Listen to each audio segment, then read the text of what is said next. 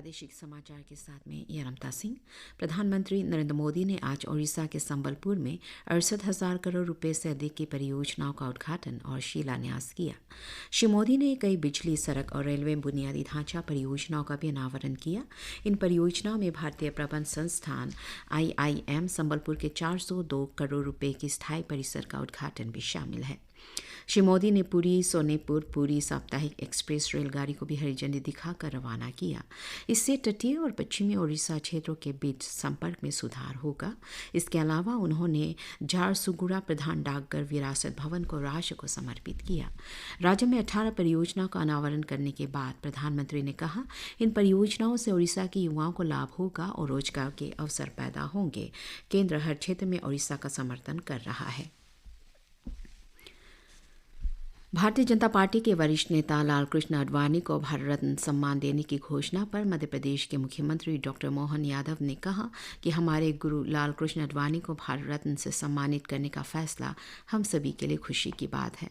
उन्होंने कहा कि आडवाणी जी का जीवन हम सभी के लिए साहस, त्याग, देशभक्ति और राष्ट्र सेवा का अद्वितीय उदाहरण है। उनका जीवन हम सभी कार्यकर्ताओं के लिए भी प्रेरणा स्रोत है।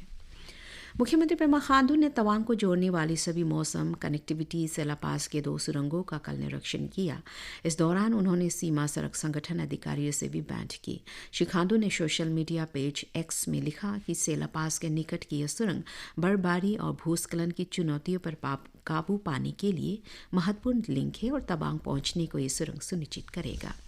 उन्होंने कहा कि चीन तिब्बत के करीब लाइन ऑफ एक्चुअल कंट्रोल के क्षेत्र में भी यह टनल कनेक्टिविटी की वृद्धि करेगा। श्री खांडू ने निकट भविष्य में प्रधानमंत्री नरेंद्र मोदी द्वारा इन सुरंगों के उद्घाटन की आशा जताई। ईटानगर के जिला उपायुक्त सभागार में कल पशु जन्म नियंत्रण और अवैध बूचर खाना के निरीक्षण पर एक बैठक बुलाई गई। बैठक के दौरान भारतीय पशु कल्याण बोर्ड के सदस्य राम रघुवंशी ने आवारा जानवरों के कल्याण के लिए उत्सुक गैर सरकारी संगठनों की पहचान करने को कहा। उन्होंने पशु मुक्त ईटानगर सड़क की अभियान शुरू करने को भी कहा। श्री रघुवंशी ने पशु जन्म नियंत्रण के लिए सहायक मार्गदर्शन और मदद देने का आश्वासन देते हुए राज्य में बूचर खाने को नियमित और गठित करने को भी कहा। उन्होंने पशुपालन एवं वेटरनरी विभाग से एम्बुलेंस को जानवरों के कल्याण के लिए उचित तरीके से इस्तेमाल करने की हिदायत दी। ईस्ट सियांग जिला पासीघाट के जिला उपायुक्त सचिवालय में कल आगामी आम चुनाव 2024 की तैयारी के मद्देनजर सेक्टर अधिकारियों के लिए एक व्यापक प्रशिक्षण एवं ओरिएंटेशन कार्यक्रम का आयोजन किया गया। कार्यक्रम में जिला चुनाव अधिकारी ताइतागु ने स्वतंत्र और निष्पक्ष चुनाव के महत्व पर बल देते हुए किसी भी तरह के भ्रष्टाचार के खिलाफ सावधान किया। उन्होंने अधिकारियों से अपने संबद्ध सेक्टर में संबद्ध पुलिस अधिकारियों के साथ समय समय पर चुनाव प्रक्रियाओं की तैयारियों का जायजा लेने को सुनिश्चित करने को कहा। पासीघाट सदर के तहत बालक गांव में होम स्टे पर पर्यटन जागरूकता अभियान, टूर ऑपरेशन सह स्वच्छता अभियान पर 1 दिवसीय कार्यक्रम चलाया गया। इस अभियान का उद्देश्य ग्रामीण पर्यटन को बढ़ावा देना और पर्यटन सेक्टर के जरिए रोजगार पैदा करना था। इस अवसर पर इंटरैक्टिव सेशन के दौरान कई होम स्टे ऑपरेटर्स ने अपने अनुभव साझा किए।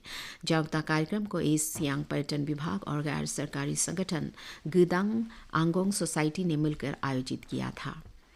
लोहित जिले के तेजू में कल से लोहित प्रीमियर लीग का आगाज हो चुका है। लीग को ऑपरेशन सद्भावना के तहत फोर्ट मद्रास और लोहित जिला प्रशासन तेजू मिलकर आयोजित कर रहा है। लीग का मकसद युवा फुटबॉल प्रतिभाओं को निखारने के अलावा युवाओं के बीच खेल भावना को बढ़ावा देना है। लीग में जिले के 32 टीम भाग ले रहे हैं। सरकार ने व्यापारियों, थोक विक्रेताओं, खुदरा विक्रेताओं, बड़ी श्रृंखला के खुदरा विक्रेताओं, प्रोसेसर्स और मिलर्स सहित चावल का स्टॉक करने वाली संस्थाओं को अगले शुक्रवार से अपने स्टॉक का खुलासा करने के लिए आदेश जारी किया है। कल नई दिल्ली में एक संवाददाता सम्मेलन को संबोधित करते हुए खाद्य और सार्वजनिक वितरण विभाग के सचिव ने कहा कि सरकार का लक्ष्य उन संस्थाओं को स्पष्ट संकेत भेजना है जो चावल के स्टॉक की जमाखोरी कर रहे हैं। इसी के साथ ही समाचार बुलेटिन समाप्त हुआ। नमस्कार।